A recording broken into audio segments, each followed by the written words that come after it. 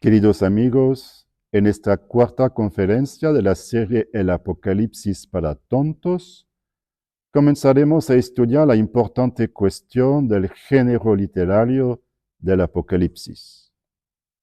Determinar el género literario de un libro es crucial para su comprensión correcta. Por ejemplo, no se lee de la misma manera el Código Civil, una novela de aventuras, un poema, una tesis doctoral en historia, etc. Las expectativas no son las mismas. En una novela, el autor es libre de imaginar lo que quiera. Los lectores no esperan leer una historia que refleje exactamente la realidad. Solo quieren leer una historia interesante, bien escrita, que les haga pasar un buen rato y, en algunos casos, les haga reflexionar sobre algún aspecto de la existencia humana. En cambio, en una tesis universitaria de historia, el autor no puede inventarse cosas libremente. Al contrario, debe intentar acercarse lo más posible a la realidad de lo que realmente ocurrió. Por poner otro ejemplo, en un texto jurídico no hay lugar para la poesía. Pues bien, la Biblia es una biblioteca, por así decirlo, compuesta de dos partes principales. El Antiguo Testamento con 46 libros, para los católicos, porque para otras tradiciones cristianas puede ser un poco diferente. Y el Nuevo Testamento con 27 libros. Estos libros fueron escritos en épocas diferentes y, sobre todo, pertenecen a géneros literarios muy distintos. Además, estos libros tienen al menos 2000 años de antigüedad y a veces mucho más. Mientras que los géneros literarios de algunos de estos libros son fáciles de identificar, otros son mucho más difíciles. Las culturas y costumbres literarias de los autores de los libros bíblicos son muy diferentes de las nuestras. Si leemos el Cantar de los Cantares, nos damos cuenta enseguida de que se trata de un poema. He aquí algunos versos del Cantar, inicio del capítulo 4, que describen a la amada. Qué bella eres, amada mía, qué bella eres. Palomas son tus ojos tras el velo, tus cabellos como un rebaño de cabras que trisca por la sierra de Galaad. Tus dientes, cual hato de ovejas trasquiladas, que suben del baño. Todas ellas gemelas, ninguna solitaria. Cinta escarlata tus labios y tu habla fascinante. Dos cortes de granada tus mejillas tras el velo. Tu cuello, cual torre de David edificada con sillares. 1000 escudos penden de ella, los paveses de los valientes. Por supuesto, puede parecer extraño comparar los dientes de una mujer hermosa con un rebaño de ovejas o de cabras, pero al menos comprendemos que se trata de un poema oriental. En poesía nos gusta utilizar imágenes floridas. Toda la gente comprende que sería estúpido tomarse estas imágenes al pie de la letra, porque pertenecen al género literario de la poesía, que utiliza imágenes metafóricas. En cambio, el género literario de otros libros de la Biblia es más difícil de dilucidar. Por ejemplo, ¿cuál es el género literario de los 11 primeros capítulos del Génesis? ¿Es historia en sentido estricto? ¿Es mito? Evidentemente no es lo mismo. El libro de Jonás, que cuenta cómo el profeta es engullido por un gran pez, en cuyo vientre permanece 3 días y 3 noches antes de salir indemne. ¿Pertenece al género histórico? Otro ejemplo, es bien conocido que Galileo fue condenado en el siglo XVII por teólogos que le criticaban por haber dicho que la Tierra giraba alrededor del Sol, algo que estos teólogos consideraban contrarios al libro de Josué, que cuenta cómo Josué detuvo el curso del Sol a través del cielo. Estos teólogos se equivocaron sobre el género literario de Josué, pero este libro no es un tratado de astronomía. Como dijo Baronius, un canal italiano del Renacimiento, Dios no dice cómo va el cielo, sino cómo vamos al cielo. Es muy distinto. Además, cuando hoy decimos que el sol salió a tal o cual hora del día, esto no significa evidentemente que creamos firmemente que es el sol el que gira alrededor de la Tierra y no al revés. Solo hablamos según las apariencias. En la primera conferencia de la serie puse de relieve la dificultad que tienen los lectores contemporáneos para comprender el Apocalipsis. Bueno, esencialmente esta dificultad se reduce a lo siguiente: ¿cuál es el género literario del Apocalipsis? El Apocalipsis es por excelencia el libro bíblico que no se puede entender a menos que se tenga alguna idea de a qué género literario pertenece. Es una dificultad antigua. De hecho, hay que señalar que la comprensión del género literario del Apocalipsis es relativamente reciente. Hace apenas más de un siglo que los exégetas comprendieron su género literario, lo que ha permitido realizar progresos considerables en la investigación sobre el Apocalipsis. Así que planteemos la pregunta: ¿cuál es el género literario del Apocalipsis? Pues bien, no hay un solo género, sino 3.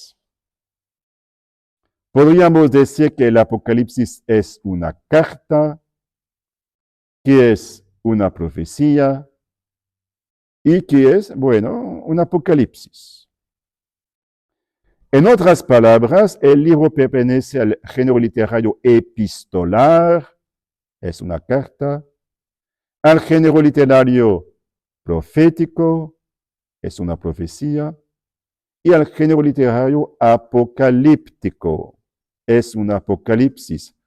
Esto significa que el Apocalipsis de Juan ha dado su nombre a un género literario particular, el género apocalíptico, del que es el representante más famoso. Examinaremos sucesivamente estos 3 géneros literarios. Primero género, el Apocalipsis es una carta. Entonces, el Apocalipsis pertenece al género literario epistolar. Como todas las cartas de la antigüedad greco-romana, comienza mencionando al autor y los destinatarios con un saludo. Juan, a las 7 iglesias de Asia Menor, gracia a ustedes y paz. Termina con un saludo final: que la gracia del Señor Jesús esté con todos ustedes. Si el Apocalipsis es una carta, debemos prestar atención a los destinatarios originales de la misma, las 7 iglesias de Asia. Recordemos que no se trata del continente asiático, sino de la provincia romana de Asia, situada en Turquía. Conocemos los nombres de estas iglesias: Éfeso, Esmirna, Pérgamo, Tiatira, Sardis, Filadelfia, Laodicea. Veamos en un mapa dónde se encuentran estas ciudades.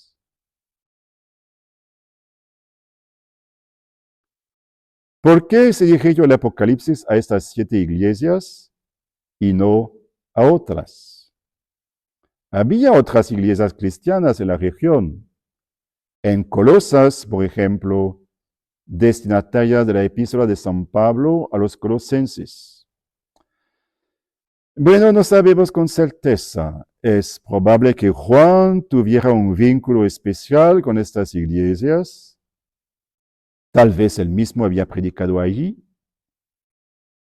Se ha señalado que las 7 ciudades del Apocalipsis están situadas en una antigua carretera. Juan dictó el Apocalipsis en Patmos. Había que hacer copias inmediatamente. Una o varias personas tomaron el barco desde Patmos hasta el puerto mayor de la región, que era Éfeso, donde se dejó una copia del Apocalipsis. Desde allí, los mensajeros tuvieron que seguir la calzada romana, que los llevó sucesivamente a Esmirna, Pérgamo, Tiatira, Sardis, Filadelfia, Laodicea. En cada etapa de su viaje, dejaron una copia del libro. Las 7 iglesias de Asia hicieron rápidamente copias del libro para enviarlas a otras iglesias, que hicieron lo mismo para otras iglesias, y así sucesivamente. De este modo, el Apocalipsis llegó rápidamente a todas las comunidades cristianas. Podemos observar este fenómeno ya en la carta de San Pablo a los colosenses. Cuando esta carta sea leída entre vosotros, escribe Pablo a los colosenses, procurad que también sea leída en la iglesia de Laodicea. Leed también vosotros la carta que os llegará de Laodicea. Carta a los Colosenses, capítulo 4, versículo 16. Así pues, se invita explícitamente a la iglesia de Colosas a enviar una copia de la carta a los Colosenses a la iglesia de Laodicea, y a pedir una copia de la carta a los laodicenses, quizá la carta tradicionalmente llamada Epístola a los Efesios.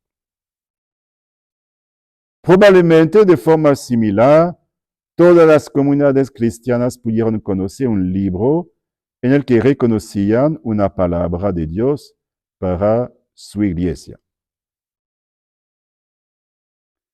Pasemos al segundo género literario al que pertenece el Apocalipsis, el género profético. El propio Apocalipsis afirma explícitamente que es una profecía. Por ejemplo, al inicio, capítulo 1, versículo 3, bienaventurado el que lee y bienaventurados los que oyen las palabras de esta profecía y guardan las cosas en ella escritas, porque el tiempo está cerca. Y al final del libro 22:7, bienaventurado el que guarda las palabras de este libro de profecías. Y de nuevo en 22:10, no celéis las palabras de este libro de profecía. El Apocalipsis se presenta pues como una profecía. Incluso es el único libro del Nuevo Testamento que se presenta como una profecía. Ahora, cuidado, porque tenemos que entender qué es la profecía en el sentido bíblico. Porque en el lenguaje contemporáneo solemos llamar profeta a alguien que predice el futuro. Y muchos lectores del Apocalipsis lo leen con la esperanza de descubrir predicciones de acontecimientos futuros. Algunos han llegado a afirmar que la guerra del Golfo contra el Irak de Saddam Hussein en 1991 fue predicha en el capítulo 9 del Apocalipsis. ¿Acaso no menciona el río Éufrates que atraviesa Irak? Bueno, analizaremos el capítulo 9 cuando llegue el momento, pero entendamos de entrada que la profecía bíblica no consiste principalmente en anunciar el futuro, sino en iluminar el presente con la luz de Dios. El profeta es un portavoz de Dios. Este es el significado etimológico de la palabra profetes en griego. Un profeta, suponiendo que sea auténtico, pues hay falsos profetas también.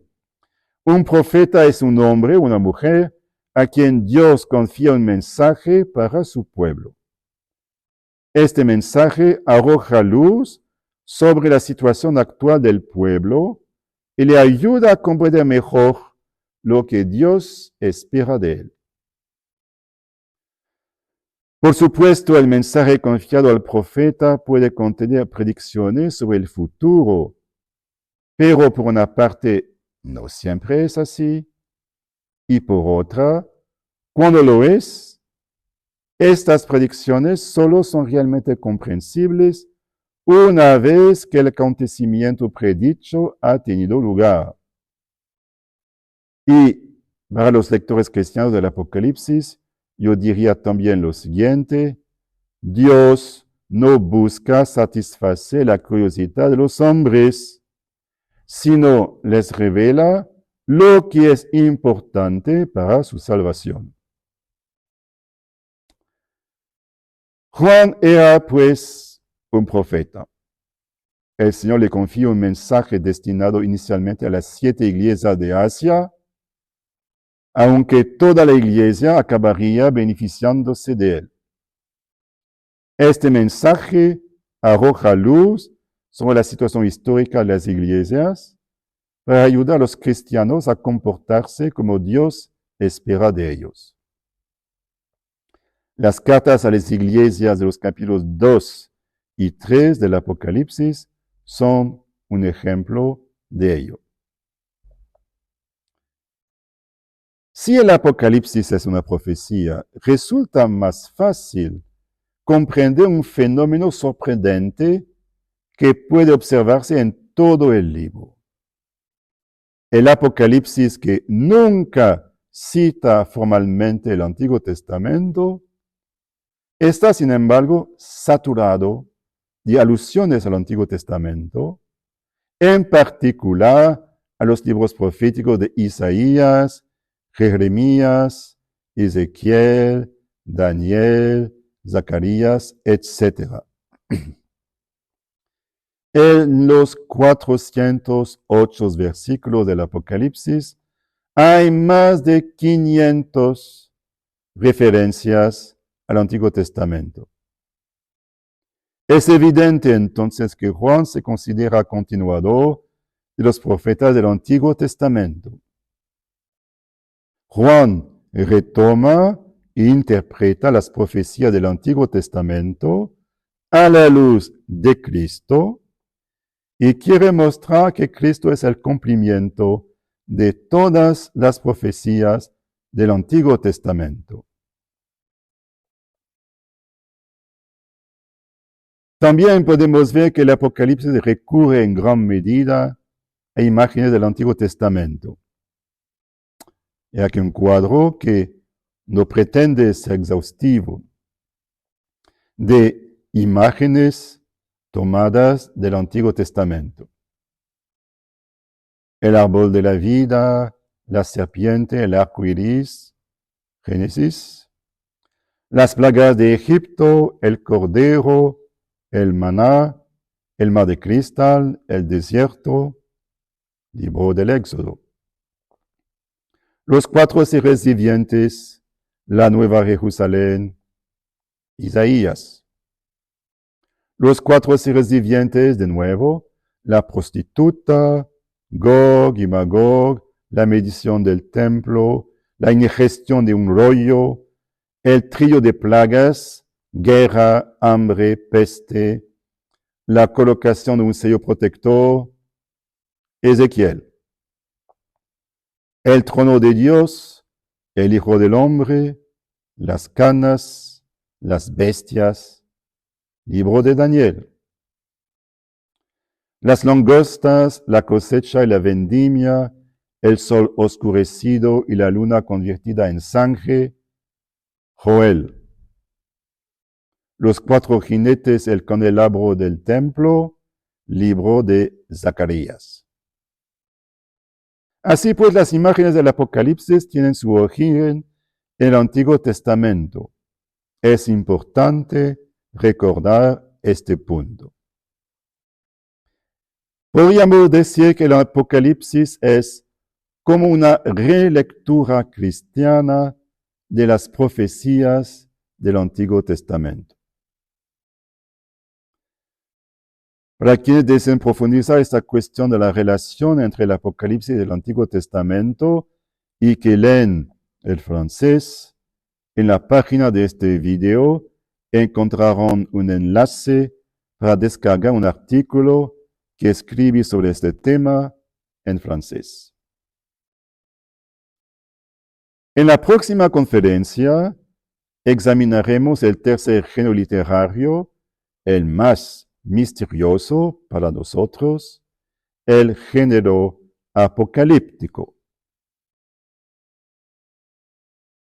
Hasta pronto para el próximo video.